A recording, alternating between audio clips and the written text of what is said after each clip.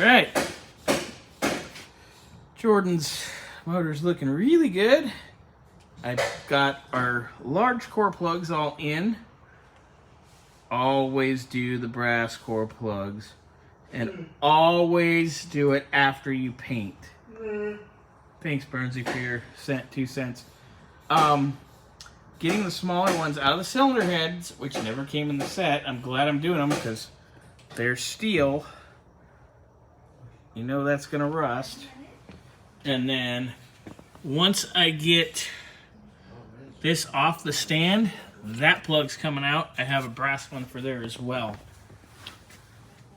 And then we have new pipe plugs here for the water jackets on both sides. And the oil galley water jacket right here. That's the water jacket. I'm sorry, folks. So we have all that. So I have the core plugs for those. Get that done. I'll get all these 1-inchers out.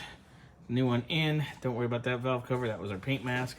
We're going to work on our other valve cover early in the week, and it's going to look incredible. All right. Got all of our cylinder head expansion plugs knocked out. The 4 on this side. The 2 that are on each end of the intake plenum.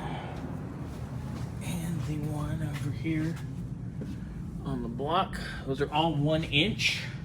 I've ordered, like I said, brass core plugs, so we will have those in there, and they'll be a nice little detail because we want everything to look stellar.